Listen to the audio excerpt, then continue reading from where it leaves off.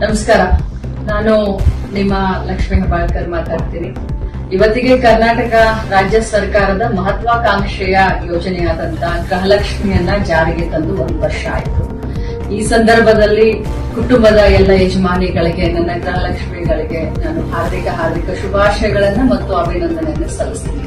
ಇಲ್ಲಿಯವರೆಗೆ ಗೃಹಲಕ್ಷ್ಮಿಯು ತಮ್ಮ ಜೀವನದಲ್ಲಿ ಏನೆಲ್ಲ ಬದಲಾವಣೆಯನ್ನ ಈ 1 ವರ್ಷದಲ್ಲಿ ತಂದಿದೆ, ಈ ಬದಲಾವಣೆಯನ್ನ ಬನ್ನಿ ನಮ್ಮೊಂದಿಗೆ ಹಂಚಿಕೊಳ್ಳಿ. ರೀಲ್ಸ್ ಮಾಡೋದ್ರ ಮುಖಾಂತರ ಯೂಟ್ಯೂಬ್ ನಲ್ಲಿ ಹಂಚಿಕೊಳ್ಳಿ.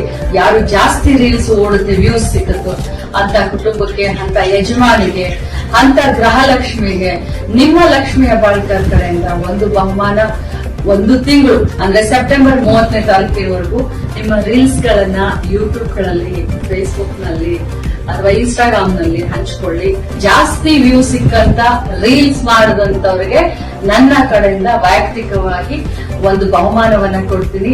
ಹರಿಯಪ್ ಮೊದಲ 50 ಜನರ ದಾರಿಯನ್ನ ನಾನು ಕಾಯ್ತಾ ಇರ್ತೀನಿ. ಖಂಡಿತವಾಗ್ಲೂ ತಾವೆಲ್ಲರೂ ಈ ಒಂದು ರೀಲ್ಸ್ ಮಾಡೋದ್ರ ಮುಖಾಂತರ ಈ ಒಂದು ಗೃಹಲಕ್ಷ್ಮಿ ಯೋಜನೆಯಿಂದ ತಮ್ಮ ಜೀವನದಲ್ಲಿ ಆದಂತ ಬದಲಾವಣೆಯನ್ನ ನಮ್ಮೆಲ್ಲ ಕರ್ನಾಟಕ ರಾಜ್ಯದ ಜನರ ಜೊತೆ ಹಂಚಿಕೊಳ್ಳಿ. ತಮ್ಮೆಲ್ಲರಿಗೂ ಶುಭಾಶಯಗಳು. ನಮಸ್ಕಾರ. ಎಲ್ಲರಿಗೂ ಒಳ್ಳೆಯದಾಗಲಿ.